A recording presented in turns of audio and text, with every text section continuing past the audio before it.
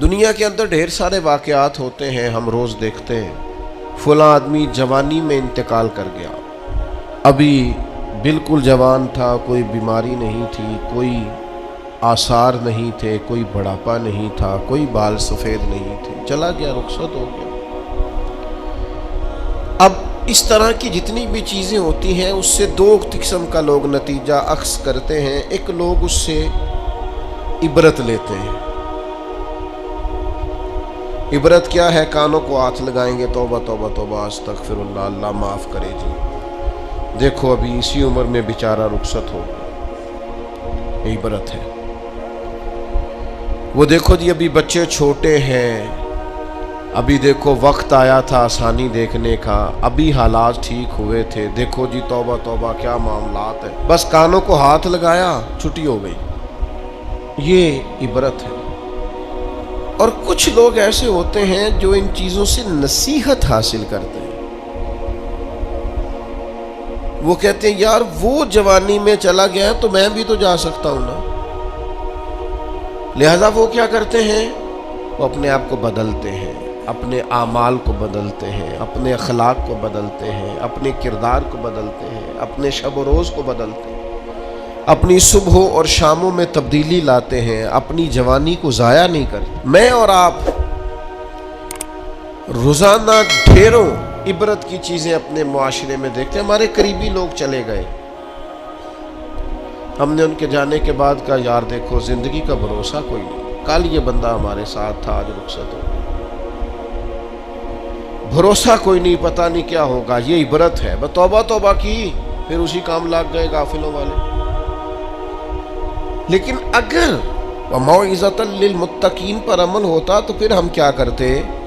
پھر ہم کہتے یار اگر وہ چلا گیا ہے تو بیٹھے میں نے بھی نہیں رہنا، جانا مجھے بھی پڑے گا، لہذا تیاری کرو۔ عبرت اور نصیحت اس میں فرق ہوتا ہے۔ ہم چیزوں کو بطور عبرت دیکھ تو لیتے ہیں پر ان سے نصیحت حاصل نہیں کرتے۔ ہمیں نصیحت حاصل کرنی۔ قرآن مجید فرقان حمید کے اندر بہت ساری قوموں کے احوال اللہ نے بیان فرمائے۔ کس لیے بیان کیے؟ قرآن کوئی معاذ اللہ ہمیں کوئی واقعہ سنا کے ایسے ہی گزرنا تو نہیں چاہتا، لیکن اتنی قوموں کے حالات ہیں، جگہ جگہ ذکر ہے جناب نوح کا، ان کی قوم کا، جناب داؤد کا، ان کی قوم کا، جناب لوط علیہ السلام کا، ان کی قوم کا، جناب شعیب علیہ السلام کا، ان کی قوم کا، جگہ جگہ پہ ذکر ہے، تذکرہ ہے، انبیاء نے انہیں سمجھایا ہے، وہ باز نہیں آئے، اس کی انہیں سزا ملی ہے۔ جناب شعیب علیہ السلام کی قوم ناپ تول میں کمی کرتی تھی، یوں سمجھ لیجئے کہ جتنے پیسے لیتی تھی اتنا مال نہیں دیتی تھی، اللہ نے عذاب دیا انہیں۔ ہم نے قرآن مجید کے اندر اس واقعہ کو پڑھا، اس حالت کو دیکھا۔ اب جب ہم نے وہ عذاب والی چیزیں پڑھی نا، ان پر عذاب آیا، وہ چیخ کی آواز آئی زوردار،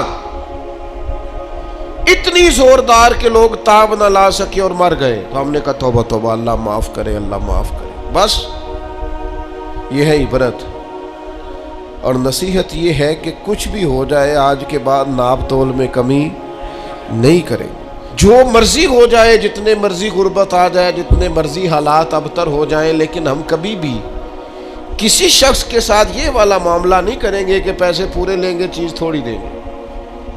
اس عبرت سے نصیحت کیا حاصل کی؟